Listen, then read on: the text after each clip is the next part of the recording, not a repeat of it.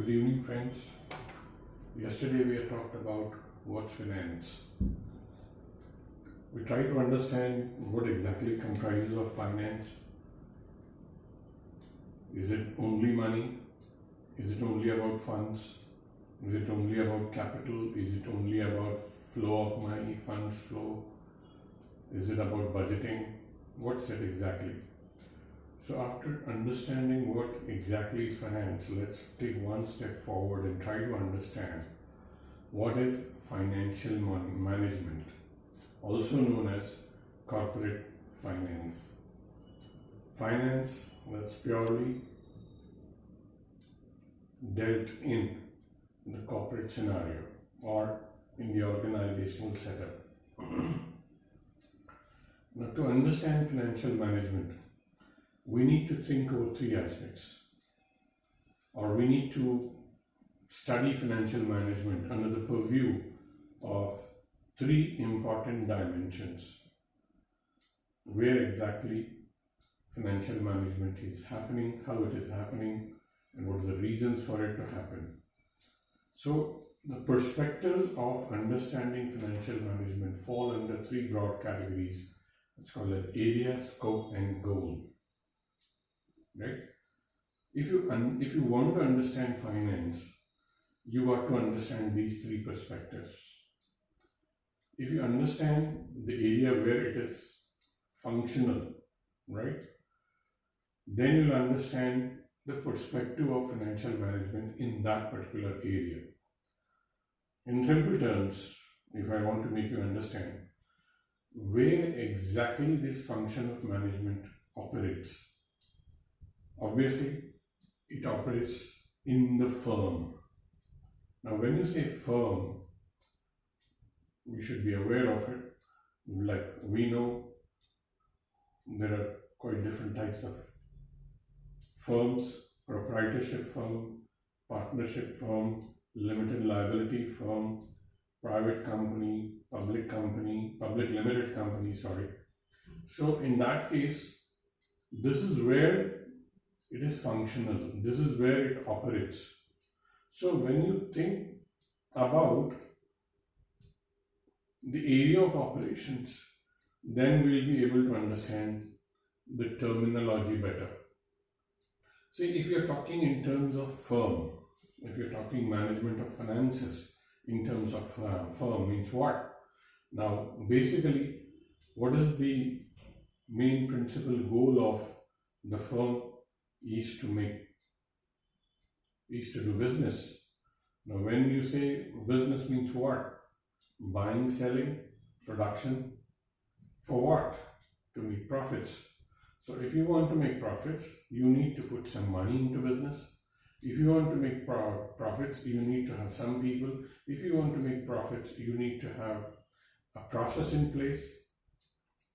If you want to do business, you should have the profit motive for that matter. Now here, when I say profit motive, means not purely in terms of accounting profits that I'm talking about. I'm talking about financial profits. Like financial profits means what? Profits for the investor as well as profits for the risk taker. So whenever I'm speaking profits in terms of financial management, this is what generally it's meant. If you're talking about accounting profits, that's the result of the operations that you have undertaken in a financial year, right? There's a positive results. Positive results, profits; negative results, losses. So the functional area perspective needs to be taken into consideration to understand what is financial management. Where exactly it is functional? It's functional in the firm. What type of firm? Financial management for proprietorship firm is different. Financial management for a partnership firm, it's different. For a private limited company, it's different. For a public limited company, it's different. For a limited liability company, it's different. That is LLCs. This keeps on changing according to the functional area, right? Say, for example, you're talking about proprietorship. There is not that much requirement of financial management as the stakeholder is one. That's the single owner. When you move to partnership, you need to have some interventions, some insights, some inputs of financial management to make the operations run smoothly. Two people are involved. So, where exactly it's working in the firm, but what type of firm is what we need to take by area. Now, we need to understand the scope. Where exactly, where financial management has scope? It has scope with only one perspective, that is decision making with respect to risk and return. We all take decisions in life with the sole reason that we want to minimize the risk and optimize or maximize returns. Like we might be doing MBA to minimize the risk of not having the job in the later part of our lives, right? It's a decision making. Always decisions are associated with costs and benefits.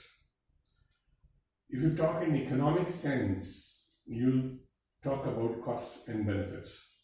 But when you're talking in terms of finance, it is always talked in terms of risk and return. To give you a brief understanding about what is risk, risk is purely variations from the set goal. These are variations, right? Risk is what? It's simply variations from the set target. And what are returns? Returns, like risk, and these are variations. Returns are desired destinations of any endeavor. That is what you expect, right? Expectations, desired, you can call it as destinations. This is where I want to reach. That is what. Now, why I'm doing MBA? Because I want to reach here in my life. You're doing MBA, you're taking a risk to reach a certain point. So everything is revolving around decisions being taken with respect to minimization of risk and maximization of returns. In other words, we are taking decisions in financial management to optimize the efforts that we are being put into any endeavor or a business enterprise. That is, we are trying to optimize the efforts, I mean to say, not only in terms of working man hours, I'm also talking in terms of optimizing capital. That is also an effort. To raise money for business is also an effort, right? So that also needs to be optimized. So if you talk about scope, we are taking decisions revolving around these three things. What? We want to do business, to earn profits, to earn returns, to get returns, so that by minimizing risk, we are putting capital. We are taking decisions how to raise capital, from where to raise capital, and where to put that raised money in the business, and when to put it. So all these things we are taking into consideration when you are talking into financial management. We are taking decisions all the time with respect to risk and return. Now, why financial management? Is because we have a goal. What's the goal?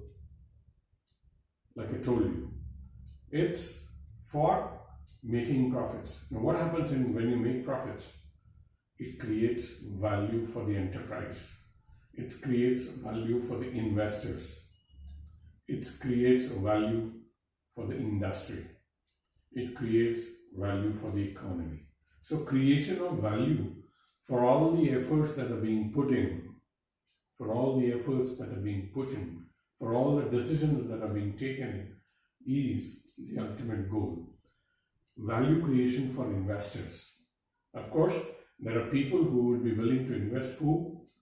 Individuals, institutions, and organizations. Remember the difference? Try to understand the difference between institutions and organizations. That can be the assignment for you. Are they same? Are they different? Think over it and keep the answers with yourself. Now, this being the ultimate goal of financial management, you're talking about value creation. Like I told you, if you give me something in return for my investments, that is going to add value to my investments. Now, whose value? In investments made by individuals, institutions, and organizations. Now, how do you create value? Right? How do you create value? By consistent enhancement of share value. Right? If the share price of any company, it keeps on increasing, then we say value is being created and added constantly and consistently. Right? Constantly and consistently. That means the factors that are involved in running the business, they are working at the optimum levels. Optimum levels, risk minimization, return maximization. That is the only concept of optimization of the efforts that are being put into running the business enterprise. So, how do you create value? By consistent enhancement of share value. Now, what is share value here? It is the present worth of stream of cash flows accruing over time. How do you estimate that? What you are going to get as cash flows in future, their present worth is what we call it as share value. Value, right? And the amount that is depicted on the share price of any company is what? It reflects the amount that you are going to receive, or constant stream of cash flows that you are going to receive over a period of time. Put it simply, it is the present worth of future money that you are going to receive. That is what we call it as value here in finance. Now, when you say that my shares are more valuable, that means I am assured of stream of cash flows that I will be getting over a period of time in future. Stream of cash flows to me. That is what the true value of any share. Now, when can I get a steady stream of cash flows? When the fundamentals are strong. Now, what are the fundamentals over here? Fundamental is only one: minimization of risk, maximization of returns. If you keep on taking decisions which are going to minimize risk and maximize output, returns for that matter, then you can say that you are undertaking sound financial management. Right? Now, how do you minimize risk? By keeping the cost down. By keeping all the costs down. Human costs, machinery costs, capital costs, all the costs that are associated with running the business enterprise. So when you try to hold risk, is that when you have less variations, right?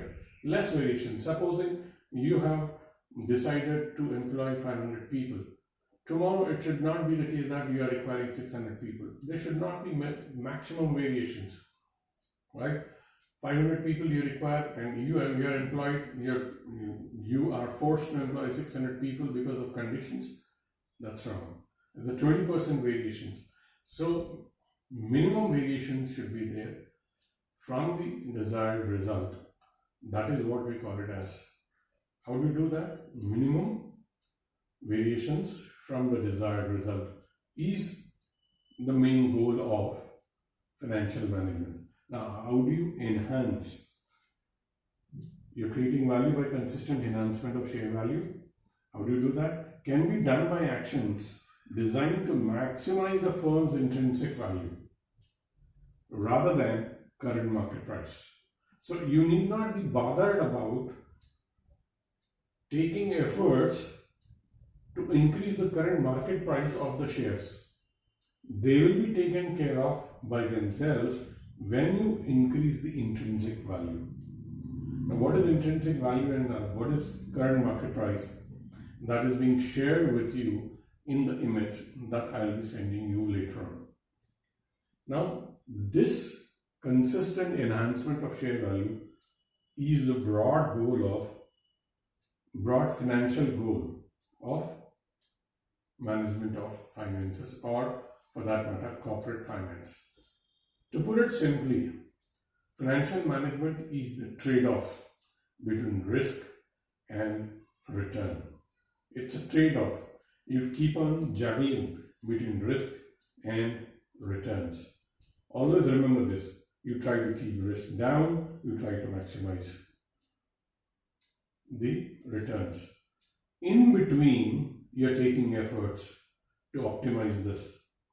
Keep pushing the costs down so that the benefits that are accrued from business enterprise, they keep on rising. If you try to do this, this is what you're trying to keep the intrinsic value. By doing less of this and maximizing this, the intrinsic value of the firm is increased, and once the intrinsic value of the firm is increased, the current market price of the shares, they keep on going. Now what happens in that case?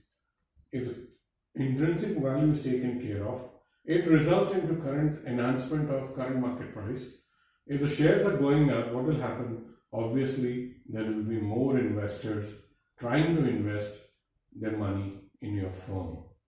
Then you will have more people investing money in your business enterprise, means your capital costs, they naturally come down. You're getting easy availability of the money to be invested in your business for future expansions, future acquisitions, or taking the business to a different levels.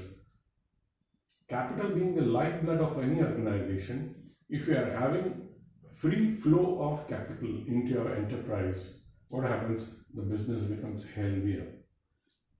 Like in a body, if there is ample amount of lifeblood, right? Lifeblood for us is oxygen. If you're getting good quality oxygen constantly within your systems, what happens? Your health becomes too good. So similarly, in the case of enterprise, if there is a steady flow of investments from the public, from the investors rather, the cost of capital come down. Cost of capital is the biggest cost for any business enterprise. That we'll study later on, what is the cost of capital. So for now, try to understand financial management. This is what the crux of financial management is all about. That's all for now. Take care.